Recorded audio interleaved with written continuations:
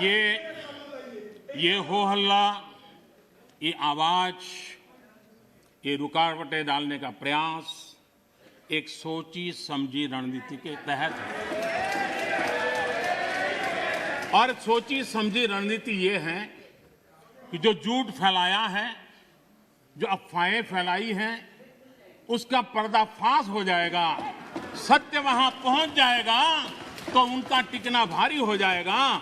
और इसलिए हो हल्ला करते रहो, जैसा बाहर करते हैं वैसा अंदर भी करते रहो, यही खेल चलता रहा है। लेकिन इससे कभी भी आप लोगों का विश्वास नहीं जीत पाओगे, मान के चलो। माननीय अध्यक्ष जी, ऑर्डिनेंस के बाद और पार्लियामेंट में कानून बनने के बाद किसी भी किसान से मैं पूछना चाहता हूं कि पहले जो हक उनके पास थे, जो व्यवस्थाएं उनके पास थी, उसमें से कुछ भी इस नए कानून ने छीन लिया है क्या? इसकी चर्चा, उसका जवाब कोई देता नहीं है। सब कुछ वैसा का वैसा वो है पुराना। क्या हुआ है? एक अतिरिक्त विकल्प व्यवस्था मिली है, वो भी क्या कंपलसरी है? किसी कानून का विरोध तो तब मायना रखता है कि जब वो कंपलसरी हो। ये तो ऑप्शनल है। आपको मर्जी पड़े यहां जाना है जाइए, आपको मर्जी पड़े वहां नहीं जाना है वहां जाइए, जहां ज्यादा फायदा हो वहां किसान चला जाए, ये व्यवस्था की गई है। और इसलिए प्लीज अधीर रंजन जी, अब ज्यादा हो रहा है। अधीर रंजन जी प्लीज, अब ज्यादा हो रहा है, अब ज्यादा हो रहा है। मैं आपका रिस्पेक्ट करने वाला इंसान हूं और मैंने पहले कह दिया, आपने जितना किया, जहां रजिस्टर होना हो गया। और बंगाल में भी टीएमसी से ज्यादा पब्लिसिटी आपको मिल जाएगी। बाबा क्यों इतना? हाँ दादा, देखो मैं बता दिया, चिंता मत करो, मैंने बता दिया।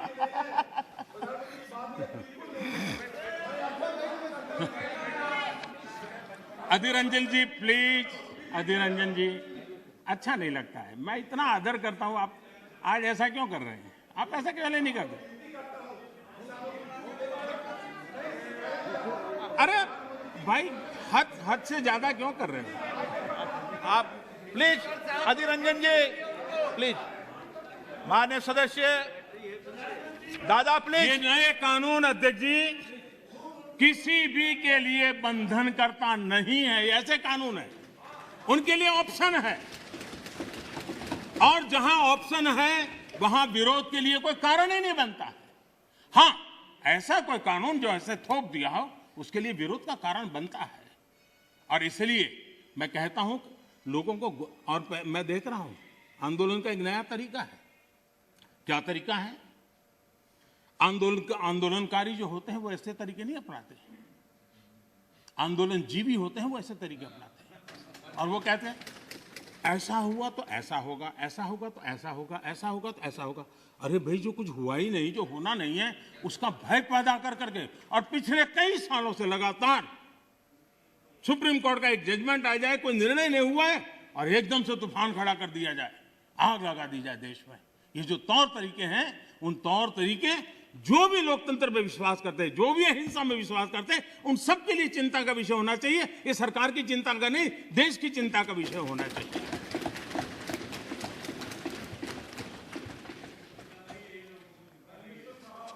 इस प्लीज बाद में समय मिलेगा आपको। नो माननीय अध्यक्ष जी, माननीय अध्यक्ष जी प्लीज, ये तरीका ठीक नहीं। माननीय अध्यक्ष जी, आप समझ, पुरानी मंडियों पर भी कोई पाबंदी नहीं है।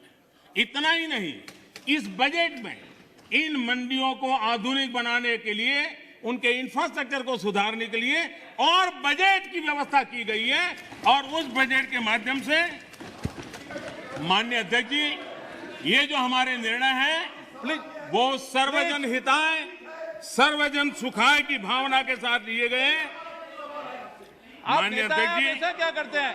आप सीनियर व्यक्ति हैं, प्लीज प्लीज बैठिए। माननीय अध्यक्ष जी, इस सदन के साथी भली भांति इस बात को समझते हैं, लेकिन कांग्रेस और कुछ दलों ने बड़े जोर शोर से बातें अपनी कही, लेकिन जिन बातों को लेकर के उनको कहना चाहिए कि भाई ये नहीं, ये अपेक्षा ये होती है कि उन्होंने इतना स्टडी करके आना है। इतना ही नहीं, जो लोग ये कहते हैं, हाँ, मैं हैरान हूं, पहली बार एक नया तर्क आया इस सदन में कि भाई हमने मांगा नहीं था तो दिया क्यों? हमने मांगा नहीं तो दिया क्यों? पहली बात है कि लेना न लेना आपकी मर्जी है, किसी ने किसी के गले मड़ा नहीं है, ऑप्शनल है, एक व्यवस्था है और देश बहुत बड़ा है। हिंदुस्तान के कुछ कोनों में इसका लाभ होगा, हो सकता है किसी एक आध कोने में न भी हो, लेकिन ये कंपलसरी नहीं है।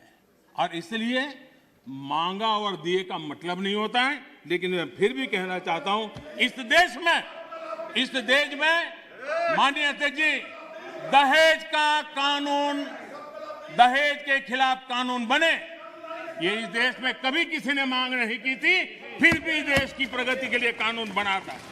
माननीय अध्यक्ष जी, ट्रिपल तलाक, इसके खिलाफ कानून बने, ये किसी ने मांग नहीं की थी, लेकिन प्रगतिशील समाज के लिए आवश्यक है, इसलिए कानून हमने बनाए हैं। हमारे यहां बाल विवाह पर रोक, किसी ने मांग नहीं की थी कानून बनाओ, फिर भी कानून बने थे, क्योंकि प्रगतिशील समाज के लिए आवश्यक होता है। शादी की उम्र बढ़ाने के निर्णय किसी ने मांग नहीं की थी, लेकिन प्रगतिशील विचार के साथ वो निर्णय बदलने पड़ते हैं। बेटियों को संपत्ति में अधिकार किसी ने मांग नहीं की थी, लेकिन एक प्रगतिशील समाज के लिए आवश्यक होता है, तब जाकर के कानून बनाया जाता है। शिक्षा को अधिकार देने की बात किसी ने मांग नहीं की थी, लेकिन समाज के लिए आवश्यक होता है, बदलाव के लिए आवश्यक होता है, तो कानून बनते हैं।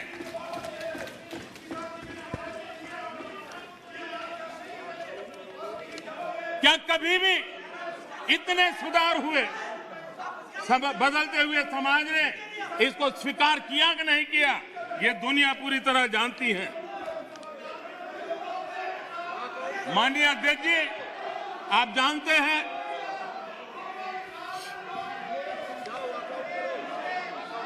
उन्होंने पर्याप्त समय, पर्याप्त अवसर दिया है बोलने का, ये तरीका ठीक नहीं है आपका। ठीक,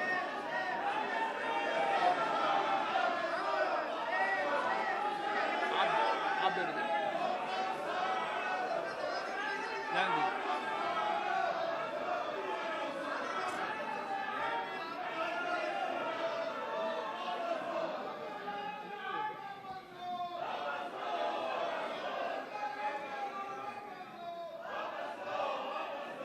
माननीय अध्यक्ष जी, हमें मानते थे कि हिंदुस्तान की बहुत पुरानी पार्टी कांग्रेस पार्टी, जिसने करीब करीब 6 दशक तक इस देश में एक चक्री शासन किया, ये पार्टी का ये हाल हो गया है कि पार्टी का राज्यसभा का तबका एक तरफ चलता है और पार्टी का लोकसभा का तबका दूसरी तरफ चलता है। ऐसी डिवाइडेड पार्टी, ऐसी कंफ्यूज पार्टी न खुद का भला कर सकती है, न देश की समस्याओं के समाधान के लिए कुछ सोच सकती है। इससे बड़ा दुर्भाग्य क्या हो सकता है? कांग्रेस पार्टी राज्यसभा में भी है, कांग्रेस पार्टी के वरिष्ठ नेता राज्यसभा में बैठे हैं, लेकिन वो एक बहुत आनंद और उमंग के साथ वाद विवाद करते हैं, विस्तार से चर्चा करते हैं, अपनी बात रखते हैं। और यही कांग्रेस पार्टी का दूसरा तबका अब समय तय करेगा। माननीय अध्यक्ष जी, ईपीएफ पेंशन योजना, हमें मालूम है कभी ऐसे केसेस मेरे सामने आया जब 2014 के बाद में आया बेटा, किसी को पेंशन 7 रुपए मिल रही थी, किसी को 25 रुपए, किसी को 50 रुपए, किसी को 250 रुपए, ये देश में चलता था। मैंने कहा भाई इन लोगों को ऑटो रिक्शा में वो पेंशन लेने जाने का भी खर्चा उससे ज्यादा होता होगा।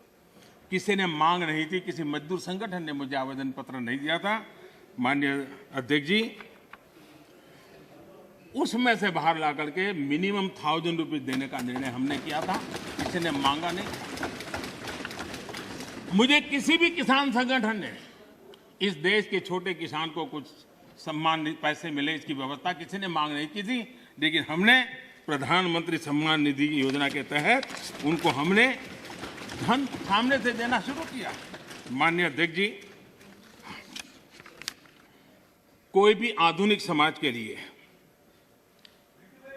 परिवर्तन बहुत आवश्यक होता है।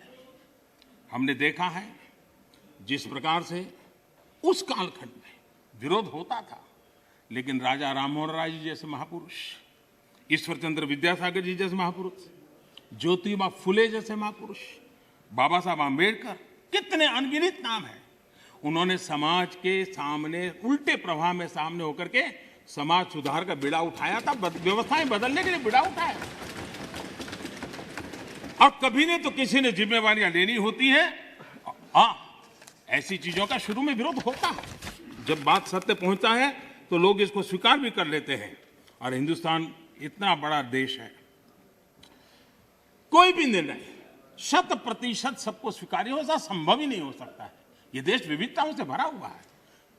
किसी एक जगह पे वो बहुत लाभ करता होगा, किसी जगह पे कम लाभ करता होगा, किसी जगह पे था जो पहले के लाभ उसको वंचित करता होगा। लेकिन ऐसी तो कितने बड़े देश में व्यवस्था नहीं हो सकती है कि हम उसमें कोई, लेकिन एक लार्जर इंटरेस्ट, देश में निर्णय जो होते हैं लार्जर, सर्वजन हिताय सर्वजन सुखाय निर्णय होते हैं और उसको लेकर के हम काम करते हैं।